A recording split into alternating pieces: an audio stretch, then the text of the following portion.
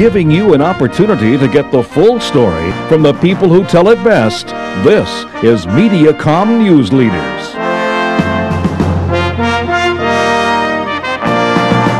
Hello everyone, and welcome to Mediacom Newsleaders. I'm Carol Kelly. Today on the program we have Kraig Paulsen, and he is the state representative from District 35. Kraig, thanks for joining us. Oh, thanks for having me.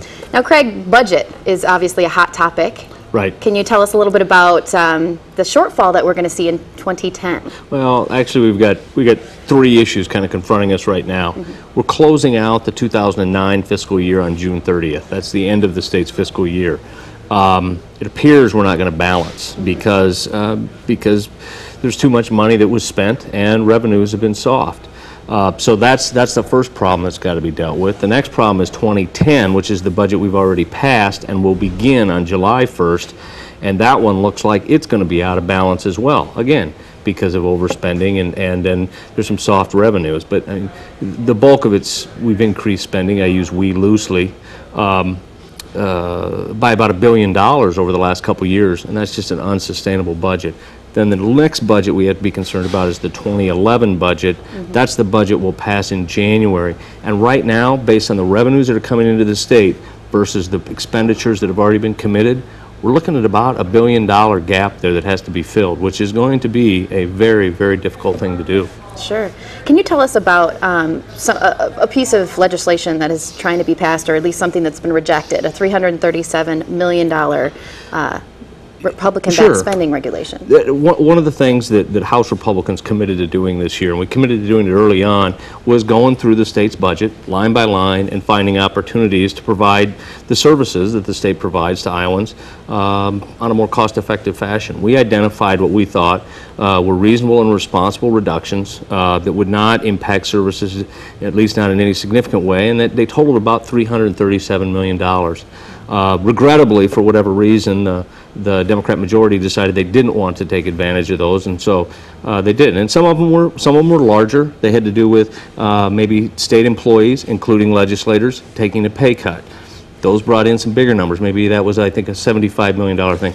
And smaller things, maybe such as the state's vehicle fleet. Maybe we should slow down some purchases there, so on and so forth.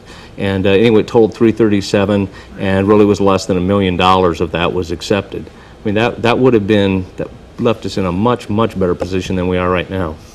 Now, obviously, we've talked budget so far, and the floods had a big impact on the budgets. Can you, was enough done? You know, first of all, to your impact to the budget because of the disaster, actually that probably had, as to the state budget, a positive impact because of the amount of federal money coming into the state. So it actually had, you know, to the extent that any of these stimulus ideas work, there's a lot of money that has come into the state. Sure. Whether it was enough done, you know, I don't know. I thought we should have been back in session last fall for a special session so that we could have expedited some of the help. You know, and we passed a fair amount of legislation this year directed at that, but you know, there's still literally thousands of people who, thousands of Iowans who still can't sleep in their own home at night. So there's a lot of work left to do. Sure. Let's forward think to 2010 and the elections. What if Republicans take back over the Iowa House of Representatives? What do you think some of the things will be that you'll do? Well, you're going to see us carry forward a lot of the things we're working on right now. The budget is obviously a big thing. We're going to have to work through that, find opportunities to make the state government a little bit more efficient, and we'll do that, and we'll make those reductions where they need to take place. We need to encourage employers to invest in our workforce, and I don't think this last legislation we've done that. Some of that involves changes in tax policy. Some of it involves changes to regulatory policy. But we've got to get employers to invest in our workforce.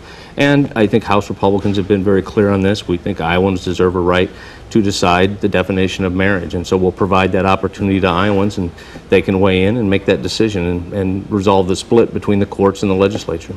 Well, we'll see what happens in 2010. Yes. Kraig, thank you so much for joining us. Thank you. This Mediacom newsleader has been Kraig Paulsen from District 35. Well, we hope you'll join us next time where we take a look at the full story from the most reliable sources, exclusively right here on Mediacom Newsleaders.